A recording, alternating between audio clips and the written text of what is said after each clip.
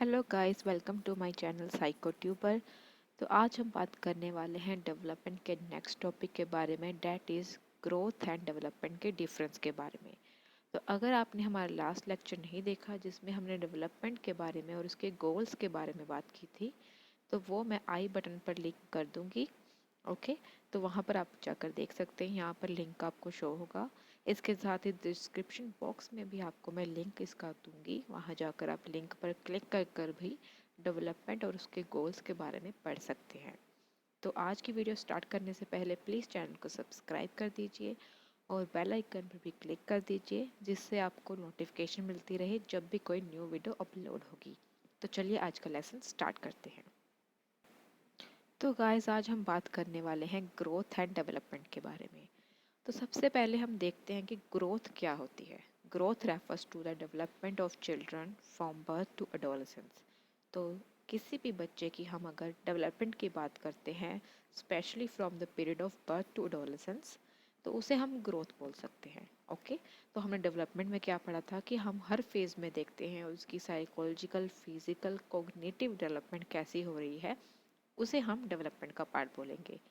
But अगर हम उसके स्पेसिफिक कुछ पीरियड के बारे में बात कर रहे हैं, that is from birth to adolescence period, कि उसकी उस समय में डेवलपमेंट कैसी हो रही है, तो उसे हम किस नेम से स्पेसिफाई करेंगे, उसे हम ग्रोथ का नाम देंगे। तो न्यू बॉर्न्स जो भी बच्चे होते हैं, उनके पेरेंट्स इस चीज़ पे फोकस करते हैं कि उनके चिल्ड्रन की डेवलपमेंट नॉर्मली हो पा रही है कि नहीं। तो इसका मतलब ये है कि हम कोई ना कोई एक स्टैंडर्ड फॉलो करते हैं एक नॉर्मल डेवलपमेंट का, जिसके अकॉर्डिंगली हम ग्रोथ को चेक कर सकते हैं कि बच्चे की ग्रोथ उस पैरामीटर के अकॉर्डिंगली हो रही है कि नहीं हो रही, वो अंडर ग्रोथ है या उसकी ग्रोथ नहीं हो पा रही।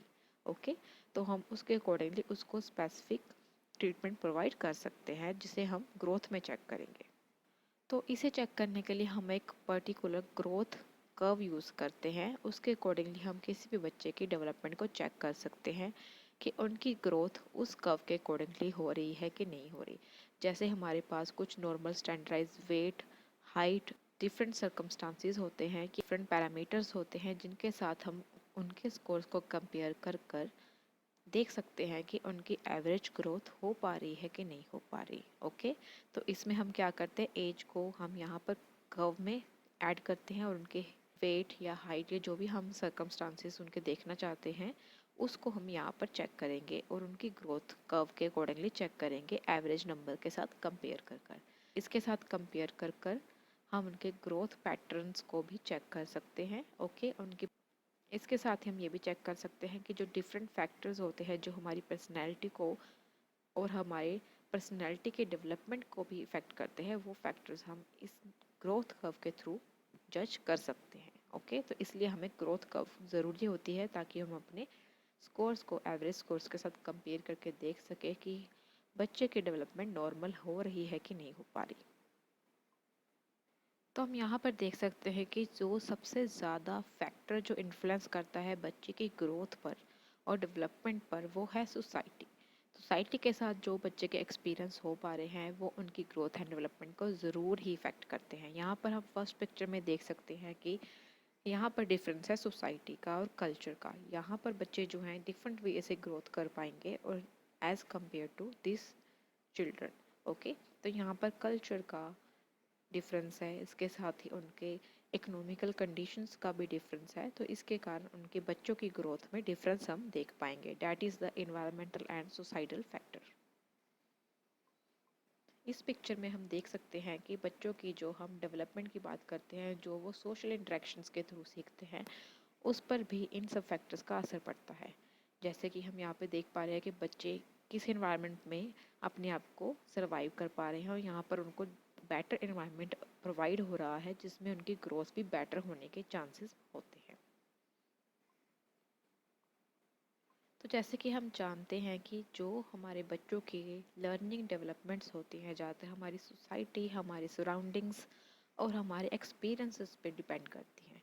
ओके, तो वो अगर हम एक्सपीरियंसेस को पेरेंट्स के द्वारा सुपरवाइज़ किया जाए या टीचर्स जो हमारे इन्वायरमेंट में हमारा बेटर रोल प्ले करते हैं हमारी सर्कमस्टांसिस को और बेटर करने के लिए, तो उन सेटिंग्स में बच्चों की ग्रोथ बहुत अच्छे से हो सकती है। ठीक है, तो इस तरीके से हम उनको डिफरेंट एनवायरनमेंट दे सकते हैं जो उनकी ग्रोथ को और ज़्यादा बेटर कर सके। एक बहुत ज़्यादा इम्पॉर्टेंट फैक्टर है जो कि हमारी पर्सनैलिटी ग्रोथ एंड डेवलपमेंट को इफ़ेक्ट करता है, डैट इज़ कल्चर। क्योंकि जो भी हम सीखते हैं हम अपने कल्चर के थ्रू ही सीखते हैं। Okay, for example music, television, incidents के बारे में जानना, उन चीज़ों को समझना, उनके बारे में डिबेट करना, उनको रिपीट करना, ये सब बच्चे कहाँ से सीखते हैं? अपने कल्चर से सीखते हैं। तो यहाँ पर हम देख सकते हैं कि कल्चर का हमारे एवरी एस्पेक्ट ऑफ लाइफ पर असर पड़ता है, चाहे वो लैंग्वेज हो, हमारी मेडिकल केयर हो, religion, child rearing practices, food habits, folk art, our celebrations, jokes, manners, clothing and dressing manners, working schedules, ये सब हमारे कल्चर पर ही डिपेंड करते हैं। तो कल्चर का हमारी डेवलपमेंट एंड ग्रोथ पर डायरेक्ट और इनडायरेक्ट दोनों इफेक्ट देखा जा सकता है। इसके साथ बहुत सारे डिफरेंट फैक्टर्स हैं जो हमारी ग्रोथ एंड डेवलपमेंट के साथ साथ चलते हैं, डैट इज़ फिजिकल। फिजिकल क्या होती है? हमारी फिजिकल डेवलपमेंट एंड ग्रोथ होती है। तो हमारी हाइट, वेट, जो कि हमारा एक पैरेलल, इसके साथ बच्चों की जो हाइट और वेट होती है वो भी विद ईयर्स इंक्रीज़ होती है। ठीक है, तो वो हम देखते हैं कि वो किस एक्सटेंट तक इंक्रीज़ हो पा रही है, कि उसमें कोई चेंजेस तो नहीं आ रहे, उनकी एबिलिटीज़ में कोई फ़र्क तो नहीं पड़ रहा। तो वो हम कंपेयर करके देख सकते हैं उनकी ग्रोथ के बारे में। इसके साथ उनकी डिफरेंट एक्टिविटीज़ के बारे में, जैसे उनकी कॉलिंग की एक्टिविटीज़, वॉकिंग, रनिंग, राइटिंग, ये सब एक्टिविटीज़ हम उनकी फ़िज़िकल कोऑर्डिनेशन में चेक कर सकते हैं। इसके साथ ही हमारी आ जाती है साइकोलॉजिकल एंड कोग्निटिव एबिलिटीज़, जो हमने लास्ट लेक्चर में भी बात की है। तो चिल्ड्रन जो है साइकोलॉजिकल एंड कोग्निटिवली डेवलप करते हैं थ्रू इन्फॉर्मेशन इनटेक करके आउट इन्वायरमेंट से। ओके, और उसको यूज़ करते हैं इन्फॉर्मेशन को। तो वो सब हम कैसे सीखते हैं? ऑर्गेनाइजेशन करते हैं इन्फॉर्मेशन की। तो इन्वायरमेंट में जो हमारी अवेलेबल इन्फॉर्मेशन है उसको हम ऑर्गेनाइज करते हैं और उससे लर्न करने की, सॉल्व करने की कोशिश करते हैं। और हमारा सोशल एंड इमोशनल पैटर्न भी हमारे साथ चलेगा। ओके, तो यहाँ पर हम सोशली एक सोशल बीइंग है। तो चिल्ड्रन जो सोशली एंड इमोशनली ग्रो करते हैं through interaction, play and work, modelling के थ्रू भी वो सीखते हैं चीज़ों को। ओके, इमोशंस सीखते हैं। और इसके साथ ही वो sense of self esteem develop करते हैं थ्रू देयर पेरेंट्स, उनके साथ इंट्रैक्शन करके आइडेंटिफिकेशन अपनी करते हैं, सेंस ऑफ मोरालिटी सीखते हैं जिसमें वो डिफरेंस सीखते हैं राइट एंड रॉन्ग के बीच। ये सब उनका सोशल एंड इमोशनल वेलबींग में आ जाता है, जो कि उनको ग्रोथ एंड डेवलपमेंट में हेल्प करता है। तो इसमें हमारा लास्ट पॉइंट है, that is sexual and gender identity.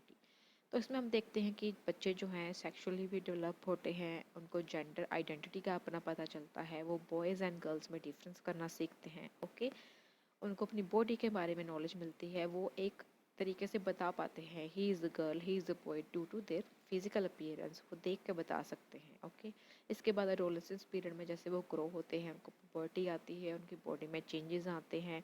Okay, वो अपनी सेक्सुअलिटी को रिस्पॉन्स करते हैं, उसके अपने सेक्सुअल डिज़ायर्स को एक अप्रोप्रिएट मैनर में सोसाइटी जो अप्रूव कर सके उसमें देने की कोशिश करते हैं, मैरिजेस में जाते हैं। ओके, एक लाइफ स्पैन में जाते हैं।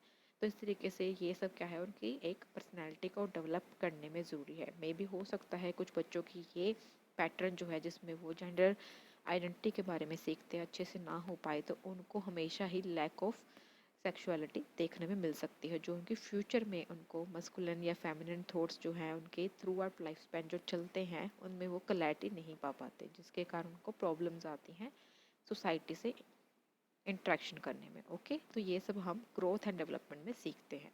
तो ये सारे फैक्टर्स हमने ग्रोथ एंड डेवलपमेंट में सीखे। तो अगर आपको आज का लेक्चर अच्छा लगा तो प्लीज़ गाइस हमारे चैनल को सब्सक्राइब करें, इसके साथ ही बेल आइकन पर भी क्लिक कर दें। अपने फ्रेंड्स के साथ वीडियो को शेयर करना ना भूलें।